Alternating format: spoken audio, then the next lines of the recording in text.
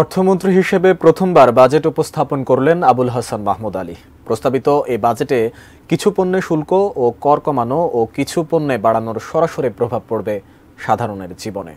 দাম বাড়া কমা নিয়ে কি ভাবছেন সাধারণ মানুষ, জানার চেষ্টা করেছেন সহকর্মী জাহিদ হোসেন।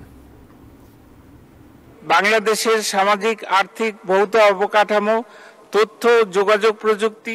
দেশের ৫৩তম আর আওয়ামী লীগ সরকারের ২৫তম এবারের বাজেটের আকার ৭,৯৭,০০০ কোটি টাকা।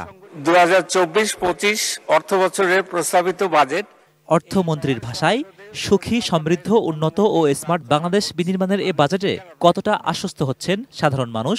এই দেশে তো এরকমই, খালি বাড়ে কিন্তু কমার কোনো চিন্তাধারা নেই। এটা হলো কোম্পানির কোনো ঘাটতি নেই, ঘাটতিটা হলো জনগণের। প্রস্তাবিত এ বাজেটে আছে টক টাইম ও ইন্টারনেট ব্যবহারের খরচ বৃদ্ধির চোখ রাঙানি, আছে শিক্ষায় পর্যাপ্ত বরাদ্দ না পাওয়ার অভিযোগ, আর কালো টাকা সাদার ক্ষেত্রে কর ছাড় নিয়ে অসন্তোষ।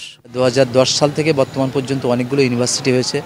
কোয়ালিটি এডুকেশনটা এনশিওর করার জন্য আমার মনে হয় শিক্ষাকে তার একটু বাজেট বাড়ালে বাজেটটা মোটামুটি বলা যায় যে বাংলাদেশের জন্য খুবই যুগোপযোগী একটা বাজেট হয়েছে নিঃসন্দেহে।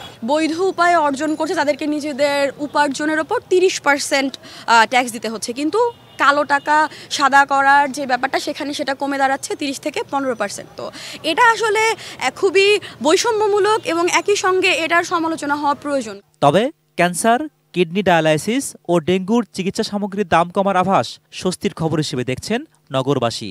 কিডনি ডায়ালিসিস, তারপর হচ্ছে ডেঙ্গু কিটের দাম কমেছে। আমরা বলতে পারি শিশু খাদ্য যেমন হচ্ছে গুঁড়া দুধের দাম কমেছে। আমাদের তো চা কফি ছাড়া চলেই না।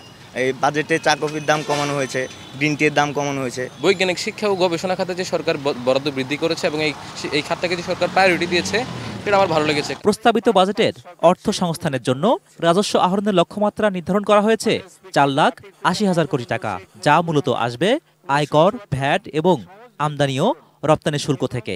সরকারি কার্যক্রমে নাগরিকদের অংশীদারিত্ব বৃদ্ধির লক্ষ্যে গৃহীত বিভিন্ন উদ্যোগকে সাধারণের চাওয়া করের এই লক্ষ্যমাত্রা যাতে বোঝা না হয়ে দাঁড়ায় তাদের জীবনে।